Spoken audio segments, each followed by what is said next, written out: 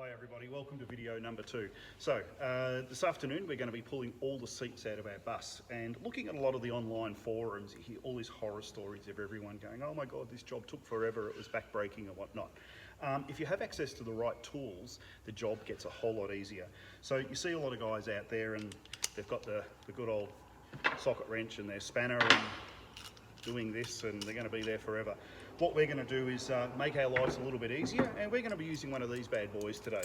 And if you have access to one, use it. It's going to just save you a whole lot of pain and suffering and discomfort and whatnot. So what this guy is, if you guys are not aware of what an air ratchet is, it's the same as one of these guys here. So imagine under the bus you're going to be sitting there doing this, and you're going to get tired because there's hundreds of bolts.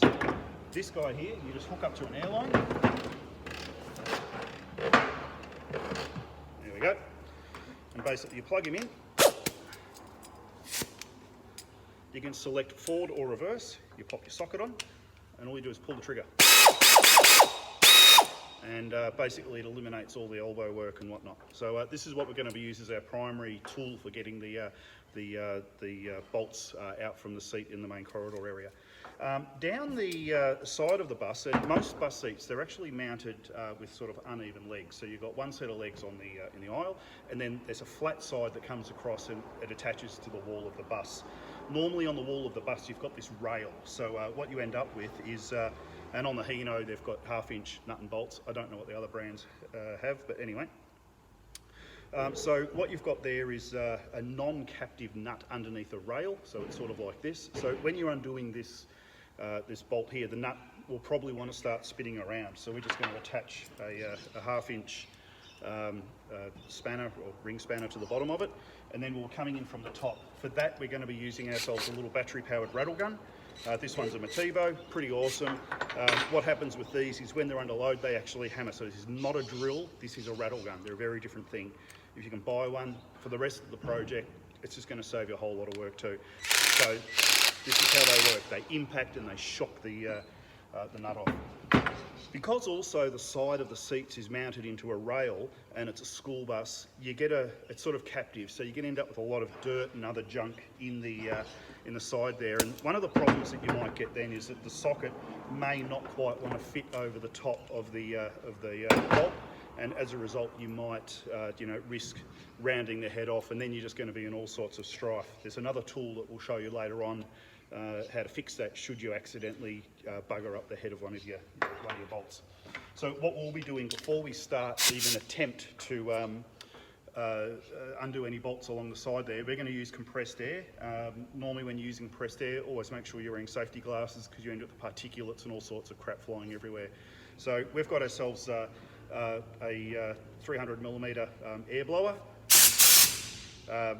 Basically this is just going to blow all the junk out and make sure that the socket couples to the top of the bolt properly. So a little bit of work in advance saves you a whole lot of arse ache moving down the track.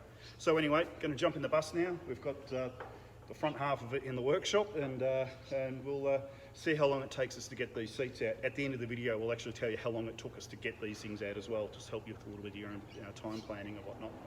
See you inside.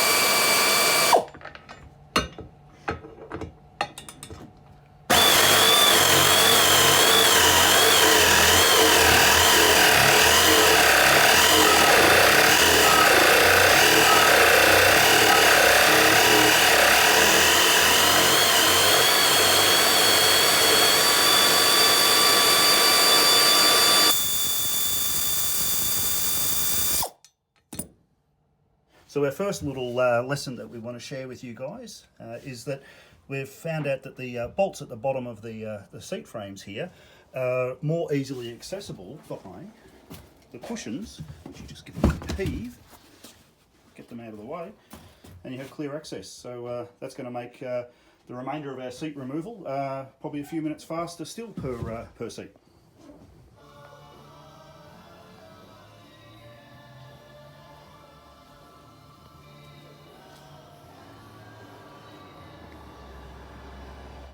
Alrighty, well, it's been a pretty good effort pulling these seats out. We started at 12 o'clock, it is now 1:40, so that's 1 hour and 40 minutes, and we've managed to pull out every single seat. We've got a big pile of them stacked up there in the workshop, a whole lot of lost and found and a bit of other rubbish, and God knows how much chewing gum we've managed to find. But anyway, this is where we're at, so we're going to give it a bit of a sweep up, and then we'll start pulling some of these overhead shelving units out.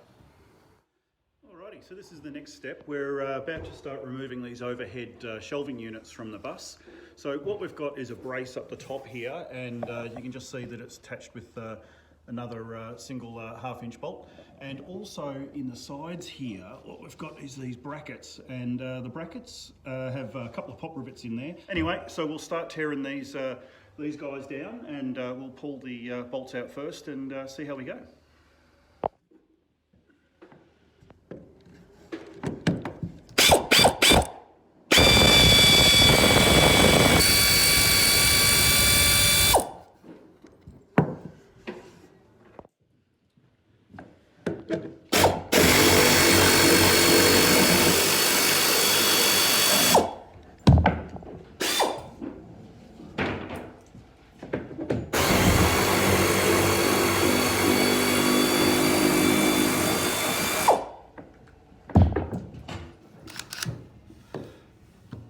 Time to get these rivets out.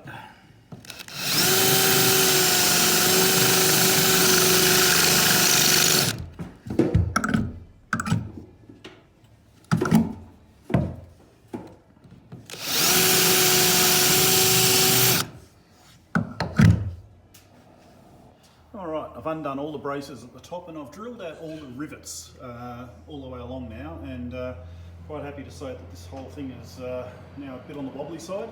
Rightio, so just moving on here, we're looking at these anchors or fasteners in the centre here.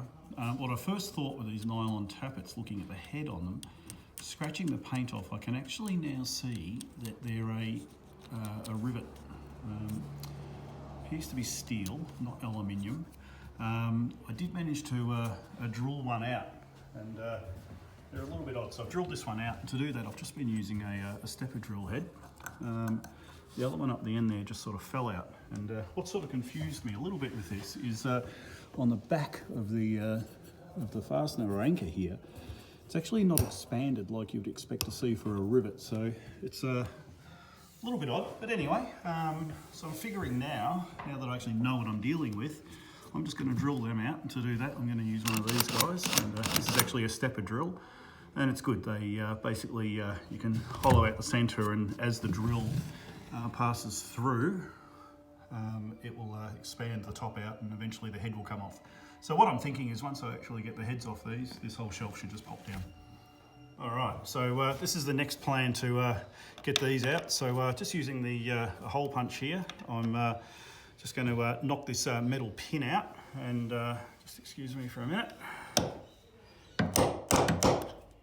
Just got a bit of room around this bracket here.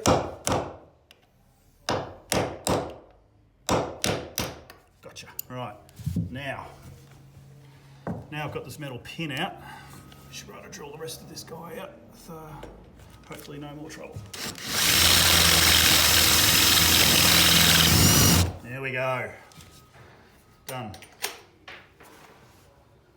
Alrighty, so it's just coming up to 5 o'clock, and Kellie and I have managed to strip out all the seats and also the overhead shelving units from each side of the bus as well. So and also a bit of a sweep up. So I think that's a pretty good effort for one day's work. So what we'll be doing tomorrow is basically marking out with tape our floor plan and try and get our heads around a little bit of the arrangement for where we're going to fit all the cabinets and beds and all that sort of stuff. But all in all, we're pretty happy with today's effort. It was a lot less work than what we were actually expecting, and yeah, we're all good. So this is the strip down of the buses for the internals is now complete. We'll just be working on some of the side panelling here and there, and we'll give an update on that later. Thank you.